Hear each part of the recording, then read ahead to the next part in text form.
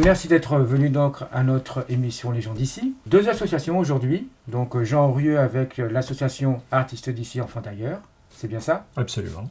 Bonjour. Situé. Alors, l'association Artistes d'ici, Enfants d'ailleurs est une association qui a son siège à Saint-Sébastien-sur-Loire, donc pas bien loin d'ici, et qui, depuis 11 ans, crée des événements avec comme objectif de recueillir des fonds pour venir en aide à d'autres associations. Donc l'association, en l'occurrence cette année, c'est Amitié Bénin-Sud-Loire avec Thérèse Lebihan, donc de Bousset, c'est bien ça? Absolument. Bonjour à tous.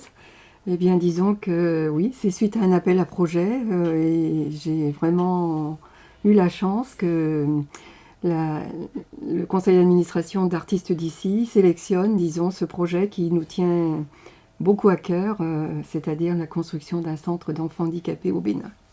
Alors, avant de parler du projet, nous allons parler un petit peu de votre association. Un petit historique. Alors, cette association a été créée, a vu le jour et reconnue au journal officiel le 12 mars 1999. Ce sont les personnes handicapées qui ont conduit nos pas vers le Bénin suite à un congrès international à Paris. Et nous avons cheminé tout en pensant à ces petits enfants-là, mais en donnant à ceux qui sont dans le milieu scolaire ordinaire leur place, puisque nous avons permis la création d'une école primaire donc dans le village d'Adjoun au Bénin. Nous avons aidé deux écoles, et nous aidons toujours d'ailleurs, 2 écoles primaires, un collège, et puis nous avons réhabilité les dortoirs d'un orphelinat à Djoun. Également un très très gros projet soutenu par le SDIS 44, la livraison là-bas au Bénin de 7 véhicules de sapeurs-pompiers. Jamais le Bénin n'avait reçu autant de véhicules en aussi bon état et aussi nombreux. Ce fut, disons, une opération grandiose. Alors Jean Aurieux, pourquoi avoir choisi déjà un petit peu cette association de Bousset? Alors nous avons un principe, c'est que nous ne définissons pas de critères de choix parmi les divers projets qui nous sont présentés. Par contre, pour être recevable, tout projet qui arrive à notre association doit répondre à 2 critères. Le premier, c'est concerner les enfants en grande difficulté. Et le second critère, c'est qu'il doit être avec des résultats a priori mesurables. Nous sommes très attachés au fait de pouvoir nous garantir a posteriori la réalisation du projet. Et nous n'avons pas de critères de choix, c'est le conseil d'administration, chaque membre individuellement qui, en son âme et conscience, cette année, a, parmi les divers projets qui nous ont été présentés, retenu celui qui nous a été présenté par Amitié Bénin-Sud-Loire. Alors justement, ce projet, quel est-il? Alors c'est la construction d'un centre pouvant accueillir des enfants déficients intellectuels. Alors actuellement, nous accueillons 10 petits garçons. Nous sommes dans une location qui n'est pas du tout adaptée, donc cela nous pose des difficultés. Et nous, à moyen terme, donc dès que la construction sera terminée, bien sûr, nous projetons, c'est d'accueillir 24 petits garçons. Et comment ça va se fonctionner après, une fois construit? Alors nous avons notre référent sur place qui est le directeur, donc c'est André. Nous avons là cette année, ou du moins en 2015, embauché une éducatrice spécialisée diplômée. Nous avons 2 agents, animatrices et une cantinière. Donc évidemment, au niveau personnel, il faudra renforcer. Alors le recrutement, c'est André qui va de village en village pour voir les cas les plus douloureux de ces enfants-là, quoi. Et nous accueillons des enfants de 5 à 14 ans pour l'instant. D'accord. Et comment sont ressentis un peu ces jeunes en difficulté là-bas, donc au Bénin? Alors ces enfants sont complètement abandonnés, soit par leur propre famille, un abandon total. Alors, ils peuvent être récupérés par un orphelinat, mais si ce sont des petits garçons, l'orphelinat que l'on côtoie régulièrement et que l'on aide, eh bien, n'accueille que momentanément des garçons. De ce fait, c'est quand même un petit peu difficile de faire, en plus de la mixité, malgré qu'il y a de nombreuses petites filles, mais La mixité pour nous pose problème, quoi. Alors justement, où vont les filles? Alors les filles sont accueillies auprès des religieuses. C'est plus facile pour elles de trouver leur place auprès de religieuses, dans les orphelinats qui existent sur le Bénin. Alors, je suppose que Jean, vous êtes sensibilisé donc à ce problème au niveau des enfants. Tout à fait. Pour nous, un enfant d'ailleurs, puisque notre association s'appelle Artistes d'ici, Enfants d'ailleurs, c'est tout enfant qui est dans une situation différente de celle dans laquelle il devrait normalement être. Le lieu géographique n'est pas pour nous un critère déterminant. À titre d'illustration, l'an dernier, nous avons cofinancé un séjour dans les Alpes d'une vingtaine d'enfants qui étaient soignés pour cancer ou leucémie au CHU de Nantes. Bon, cette année, la sélection du projet d'amitié Bénin-Sud-Loire nous conduit donc au Bénin, mais de toute manière, notre seul objectif, c'est dans nos statuts, c'est de tenter, par des moyens financiers, de renforcer les moyens d'action d'autres associations qui s'occupent d'enfants en grande difficulté. Alors justement, en parlant finance, je suppose que vous avez besoin de beaucoup d'argent. Ah oui, beaucoup d'argent, ça c'est vrai, c'est vrai. Disons que là nous sommes sur la clôture, hein, et la construction, le global des devis ne m'est pas encore parvenu, c'est imminent, mais bon, aujourd'hui je ne l'ai pas. Mais il nous faut quand même trouver minimum 35 000 euros, quoi, hein, pour la construction. Voilà, pour la construction. Et après, au niveau fonctionnement? Au niveau fonctionnement, pour l'instant, nous assurons tout. Et nous avons en plus 24 enfants, soit en primaire, soit au collège, enfants parrainés. Donc, à l'année, nous devons absolument trouver 11 000 euros pour le fonctionnement entre le centre et ses enfants parrainés. Et vous y arrivez? Nous y arrivons. Nous y arrivons. Comment ça se passe au niveau du parrainage? Alors le parrainage, eh bien, disons que la personne qui s'engage pour un parrainage, ça peut être soit un enfant, soit nominatif, soit dans le global des parrainages. Et puis si toutefois il nous manque quelques parrainages, l'association compense par ses diverses activités. Mais donc l'enfant qui est parrainé nominativement a la possibilité d'écrire à sa marraine ou son parrain. Il y a des photos de toute façon. Nos adhérents, nos parrains et marraines sont avisés régulièrement, tous les ans, par 2-3 courriers ou photos de l'avancement de notre prise en charge de ces petits-enfants-là. Ah oui, il y a contact entre parents et Absolument, absolument. De toute façon, moi je fais le relais tous les ans, mais ceux où c'est vraiment nominatif, il y a le courrier. Et le côté physique, ils peuvent se voir, ils peuvent se rencontrer? Pas vraiment, quoi. Hein. Si, disons que nous n'empêchons pas les parrains et marraines de se rendre au Bénin, mais c'est plus compliqué, quoi. Alors le financement, donc on en parle tout à l'heure avec Artistes d'ici, Enfants d'ailleurs. Il y a d'autres financements dans l'année? Oui, nous avons quand même la mairie de Bousset qui nous apporte un peu son soutien. Nous avons, cette année, nous avons la chance, et suite à Artistes d'ici, Enfants d'ailleurs, c'est que le Collège du Sacré-Cœur de La Roche-sur-Yon nous apporte son concours. Il nous organise deux soirées intramuros, hein, donc ce sont les enfants qui organisent leur soirée avec l'invitation bien sûr aux familles. Et tous les dons, parrains, marraines, tous les dons. Nous avons également la SCODE qui nous soutient. Et puis, il y a eu le gros projet, mais ça, c'est du passé, hein, les livraisons de véhicules. Et là c'était le conseil général ou départemental. Ça a été une aide ministérielle. Vous voyez, il y a quand même d'autres possibilités de subvention. Artistes d'ici, Enfants d'ailleurs, côtoie beaucoup d'associations. Est-ce que vous ressentez une belle solidarité notamment des Français vis-à-vis de ce genre d'association? Je crois que les Français sont très généreux. On s'en rend compte à travers des manifestations diverses. Le Téléthon que je citerai en tête, qui est bien connu dans notre pays. Par contre, bien évidemment, chacun a ses limites.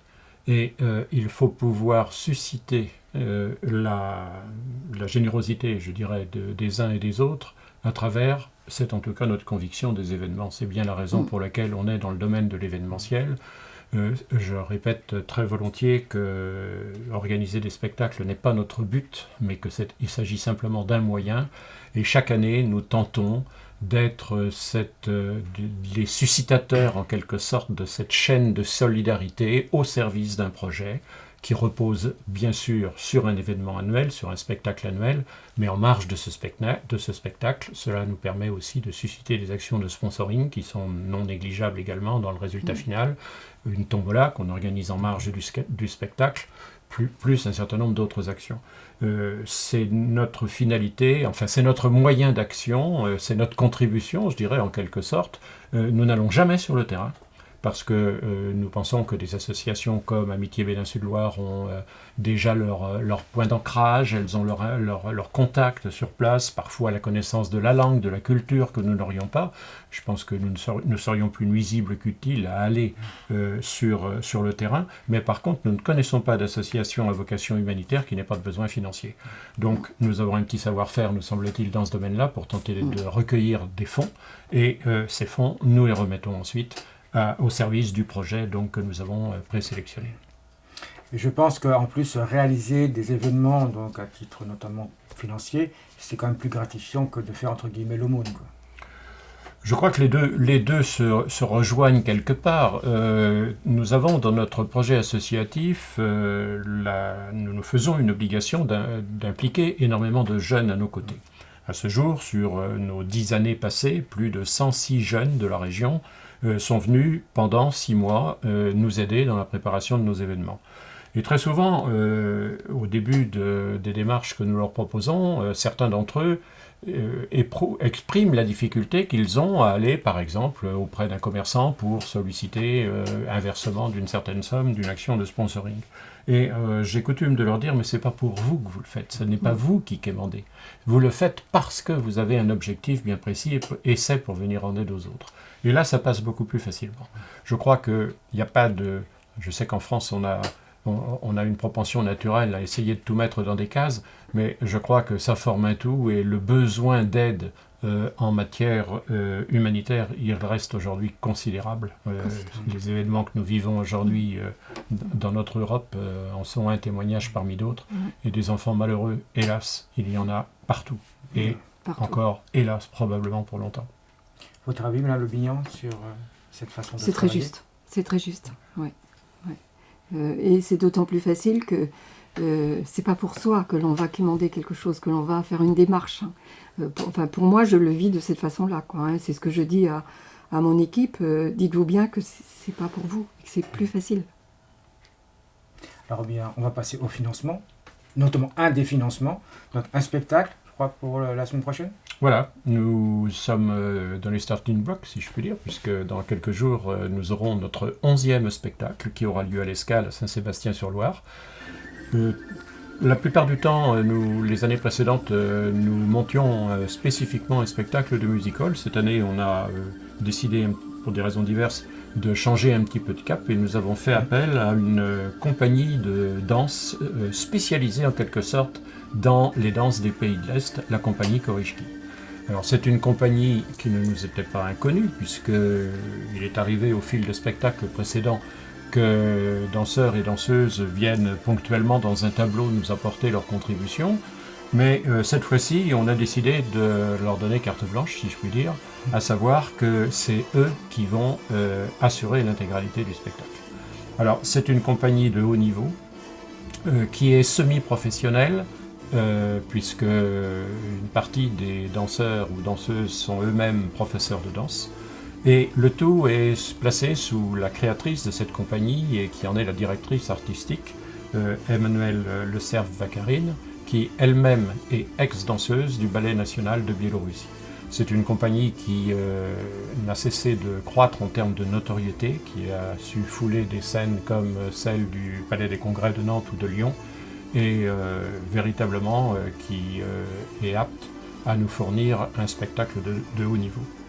Alors je suppose qu'ils viennent gracieusement ou juste un petit défraiement ? Alors ça fait partie des règles de artistes d'ici enfants d'ailleurs. Les 200 artistes qui se sont produits depuis l'origine au sein de notre association sont tous venus gratuitement. La seule chose que nous prenons en charge quand même leurs frais de déplacement et d'hébergement s'il y a lieu, ce qui paraît la moindre des choses. Mais toutes les interventions sont gracieuses. Et nous avons également comme principe tous les ans de mettre sur la scène côte à côte des artistes professionnels et des artistes amateurs de haut niveau. C'est difficile de décider les artistes professionnels ou semi-professionnels de venir effectivement. Ben écoutez, je vais peut-être vous surprendre en vous disant que finalement c'est pas très difficile. Ce qui m'amène à souligner une fois de plus, si besoin en était, la grande générosité des artistes, qui sont des gens qui ne gagnent pas toujours beaucoup d'argent et qui ont un souci de pousser leur art jusqu'à l'extrême et qui, à ce titre-là, pour y parvenir, investissent des heures et des heures d'entraînement qui sont considérables. Je voudrais juste vous donner à titre d'illustration un exemple. Nous avons eu il y a 3 ans sur scène deux jeunes filles qui faisaient de la gymnastique acrobatique. Eh bien, à l'heure à laquelle nous parlons, elles sont simplement au championnat du monde en Chine pour concourir représentant la France. Donc, on a énormément d'artistes également qui sont dans la région nantaise, car artistes d'ici, s'efforce, autant que faire se peut, même si on fait quelques exceptions, de prendre des artistes qui sont dans notre région, précisément pour éviter de dépenser trop d'argent en frais de déplacement ou d'hébergement. Et c'est très rare qu'on essuie des refus. Ça peut arriver, bien sûr, pour des raisons de non-disponibilité, mais au niveau du principe, essuyer un refus de principe, je crois que depuis 11 ans maintenant que je sollicite des artistes, les refus que j'ai pu essuyer pour cette cause-là se comptent sur les doigts de la main. Votre sentiment, Mme Le Billon, sur ce bénévolat d'artistes? C'est extraordinaire. C'est extraordinaire et c'est vrai, je rejoins tout à fait Jean quand nous allons frapper aux portes en expliquant bien le projet. Eh bien, la plupart du temps, c'est une réponse favorable. C'est vrai. Alors quand même, la date? Alors la date, c'est donc samedi 9 avril, à l'Escale, à Saint-Sébastien-sur-Loire. Et petit détail, le spectacle que verront les spectateurs, il est rehaussé par 300 costumes qui sont absolument magnifiques. C'est très coloré, c'est très vivant, les danses des pays de l'Est sont très variées, et c'est un très très beau spectacle que j'ai vu personnellement 2 fois, et avec autant de plaisir la seconde fois que la première. Je ne sais pas si je pourrais le voir très tranquillement pendant la 3e, mais il n'y aura pas de déception pour les spectateurs qui sont là. L'entrée est très abordable? Alors l'entrée reste très abordable, à 12 € pour les adultes sur réservation, et demi-tarif pour les 5-12 ans, et une majoration de 2 € par place le soir du spectacle, si les places sont prises sur place. Et donc, vaut mieux réserver, je crois. Bien sûr, et c'est très facile à faire, il suffit d'aller sur le site de l'association Artistes d'ici, enfin d'ailleurs, les réservations se font en ligne, ça peut se faire par téléphone également, au 02 40 34 05 58.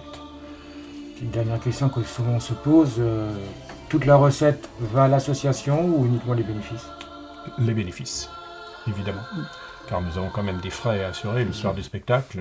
Nous avons grosso modo 80 repas assurés par exemple pour les bénévoles, pour les artistes, pour les techniciens, pour un certain nombre d'obligations. Mais tous les bénéfices par contre vont directement à l'association pour soutenir le projet qui a été retenu. Écoutez, on vous souhaite de bien remplir la salle, comme tous les ans d'ailleurs, je crois. Oui, généralement ça se passe bien et pour l'instant les réservations sont tout à fait au niveau des réservations habituelles. Mais écoutez, je vous remercie bien. Mais il reste encore des beaucoup. places disponibles. Donc il faut y aller. Donc il est encore temps de réserver. Très bien, merci. Merci beaucoup. Merci beaucoup.